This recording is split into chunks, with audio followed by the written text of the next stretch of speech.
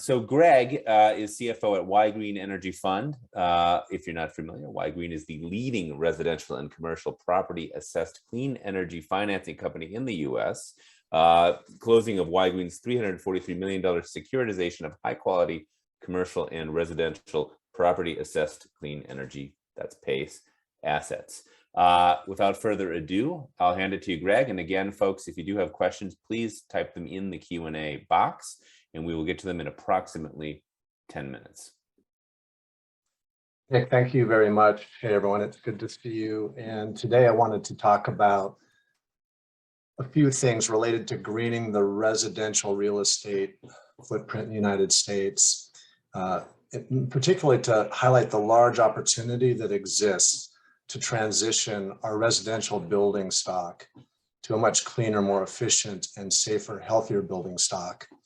And to help illustrate this, I'd like to cover three specific areas. First of all, the market potential and some key trends for some of the very basic elements of this transition, which is solar power and energy efficiency. I want to address briefly some of the key hurdles that many of you are probably well aware of to this transition toward a cleaner building stock.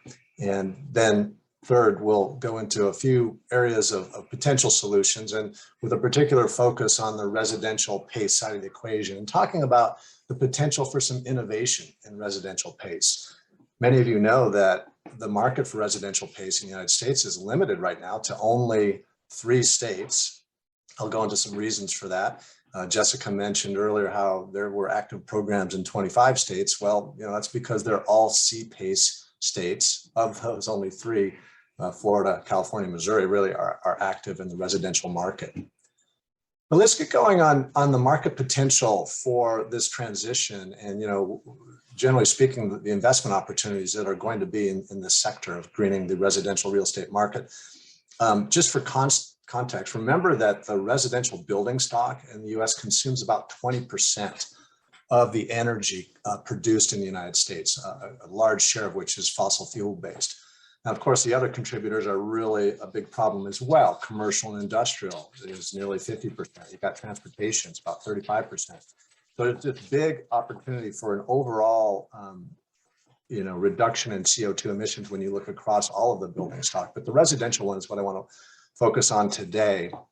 And in terms of some of the basic market sizing metrics I wanted to share, it's a pretty big industry for solar. It was $16 billion last year.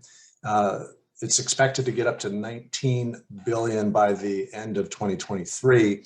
That's going to be a little bit of a peak for the solar industry because of the reduction in the federal investment tax credit. It will sort of drift a little bit sideways or down from that point. Who knows what happens to tax?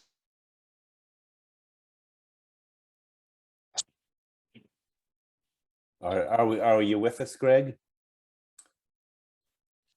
Yep. There he is. Okay. Looks like I had a little bit of a Wi-Fi issue there. Sorry about that. But back to the energy efficiency sector. The market is pretty large, as you might imagine. It involves all kinds of critical building components. So that's a $34 billion market. It's really a fraction of what it is going to be at some point if we make this transition successfully. Various folks put it in between, $100 to $500 billion of market size. And to sort of think about, how can it get so huge? You think about the value proposition to the homeowners and how many folks are out there wasting money with inefficient.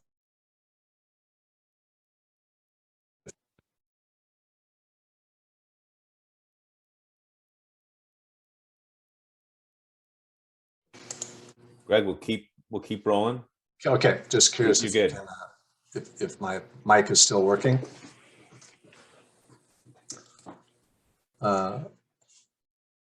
Okay, so the of the $2,000 that the average American is spending, 200 to 400 of that is going just to waste from drafts and air leaks. And if we're able to even seal these air leaks, you're going to see savings or reductions in energy usage of up to like 30%.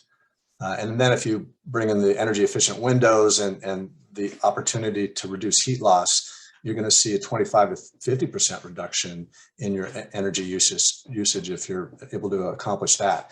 So homeowners are increasingly recognizing the need to get their homes to be more energy efficient, but they're not necessarily buying energy efficiency for its own sake. They're definitely looking at the savings, and they're looking at comfort. Just a more comfortable and safe home is, in fact, what drives a lot of this behavior. In terms of some of the key trends that I think many of us are noticing in the solar and the energy efficiency markets is that there's been a decent jump in the cost of materials, specifically in the solar area and also in the windows area. What we've seen at Ygrene is that the home improvement contractors have been able to absorb a bunch of that cost increase, so it doesn't seem to be flowing through to the homeowners. We're also seeing, the type of financing and the ways in which people acquire solar energy is shifting a little bit. The customers are increasingly using cash to acquire their solar systems, but they're also seeing a large increase in the loan sector of that market, as opposed to, say, the lease or the third-party ownership model. And then we're seeing folks bundling a lot of what they're trying to accomplish in their home to include solar as part of an overall system where you have electric vehicle charging that is simpatico with the solar system and the new HVAC system they may have in place. In terms of energy efficiency trends and what we're seeing out there, the technology does continue to improve across different forms of technology, from the building management systems and demand response and so forth. The home energy device market is expanding quite a bit. I think the revenue from just home energy management systems has grown almost double in the last 3 to 4 years. And these smart appliances that are popping up are really helping to create this transition that we're talking about here. But it's also doubled over the last several years, and seeing a go-forward CAGR close to 50%.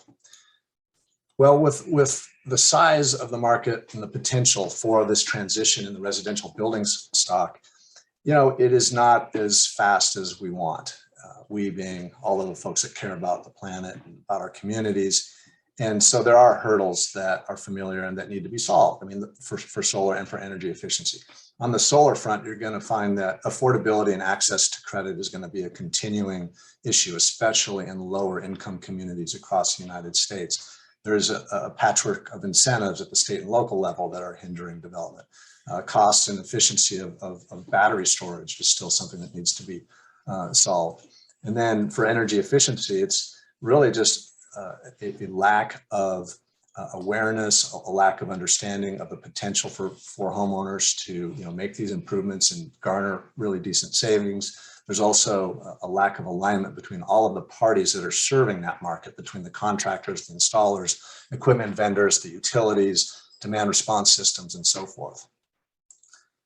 Well, if we're going to get through these hurdles, and particularly the one I'm going to address is just the cost and affordability of these kinds of important improvements to residential properties. The solutions are multiple, right? You do need more unified and impactful policy at the state and the federal level. You need greater investment in R&D for battery storage. I think the holy grail for solar is definitely going to be some amazing breakthrough in battery storage technology.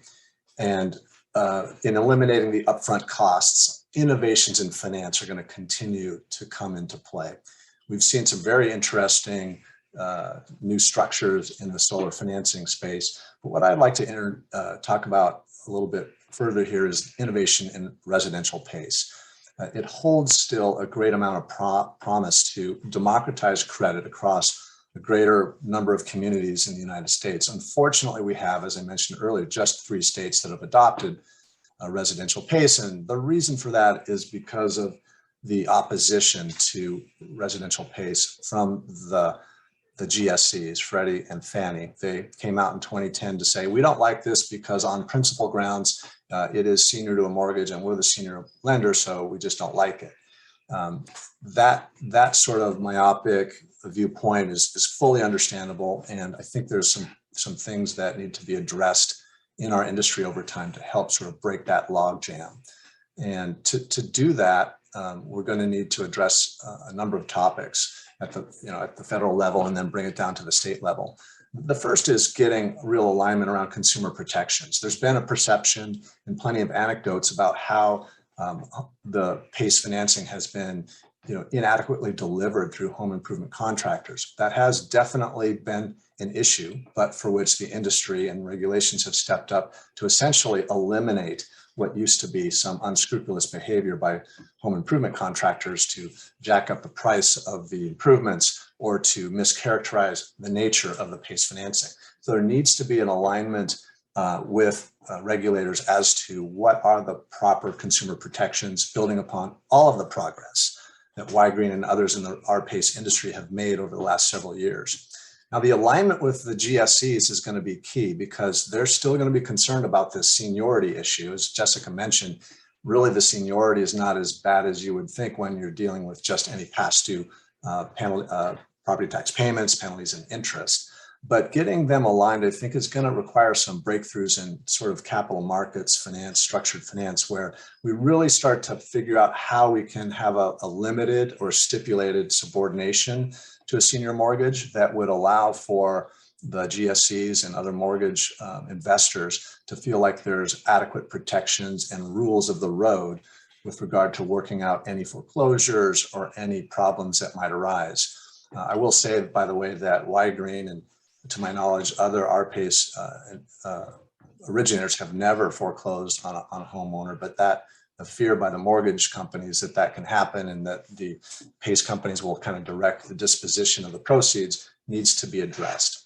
So for me, the hope is that we can work with a number of stakeholders, including the GSEs, to figure out a common framework that would be potentially PACE 2.0 for the industry and open up residential PACE across a broader array of markets, hopefully getting up to the commercial level of market footprint and really allowing for a faster transition to a more efficient and safe, healthy residential building stock. With that, I would welcome any questions from the team. Greg, thanks very much. As I mentioned, folks, if you'd please type your questions into the little Q&A box, we will get to as many as possible. First question, apropos of today's current events, there's been some discussion from Joe Biden about funding heat pumps in Europe to reduce reliance on Russian gas for heating. In addition to solar, is that a solution that's being implemented and financed here in the US? Yeah, the answer is yes. If it has anything to do with mitigating the use of traditional power sources, it's definitely eligible for PACE financing, and I would imagine other forms of financing. There are various unsecured home improvement financing programs out there that would definitely help to finance that kind of technology.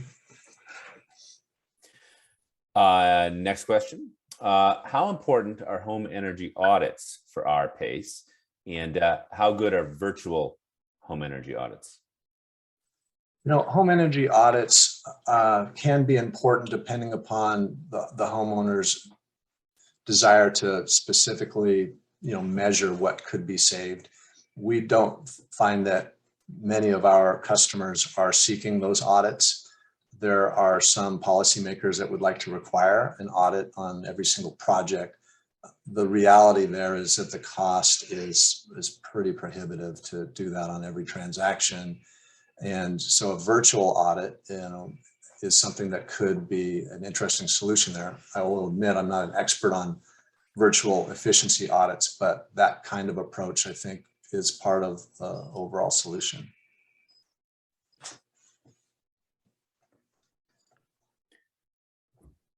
That's it for the questions for the moment. Does anyone else want to jump in with an additional question, or perhaps any of the other panelists? Or Greg, perhaps we could share some final thoughts on where this is going, residential PACE in general, and where you think this may be in the next couple of years? Where I think the industry is going is to, number one, help really solve and direct the narrative around all of the progress that has been made in the industry to implement what we believe are really strong consumer protections, stronger than even mortgage and unsecured lending programs. That needs to be loud and clear. And I think we as an industry need to do a better job of making sure that investors, policymakers are aware of all of that progress. Secondly, I really want to figure out how we can work with a number of federal agencies, including Consumer Protection Finance Bureau and the GSEs, around some common standards for what would be called conforming PACE, like a conforming mortgage. What are the rules of the road and the minimum level of acceptability for a product that could be more widely offered across states in the US? And that would include certain technical, structural, legal stipulations pertaining to what happens in the event of a foreclosure or a potential loss that a mortgage lender is facing. There's plenty of room for innovation within that very question, because PACE as an underlying credit still has the benefit of non-extinguishability. That means if there is a foreclosure or downside situation like that, the reality is that the full amount of the $25,000 PACE financing, shall we say, does not accelerate. It doesn't become due and payable upon a default. It's only really a fraction of the property value that would be due and payable, like 2 to 4% perhaps, because we're only talking about past due property tax payments. So in there's technical rating agency structure level opportunities, I think, to triangulate the cost of capital in that scenario. Excellent.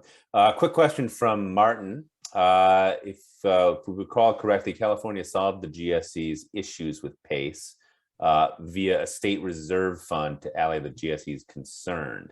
Is that something possible at the federal level? Something similar? It's a good question. I think it is possible at the federal level. It's noteworthy that I don't believe there's been a single draw or attempted draw on the $10 million fund that California set up. At the federal level, I believe it would be helpful.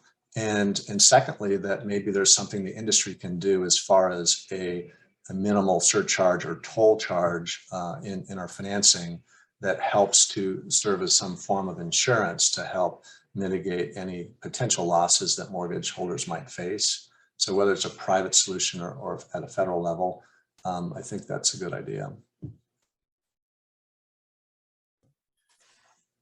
Well, Greg, with that, I think we'll say thanks so much for joining us and giving us this conversation.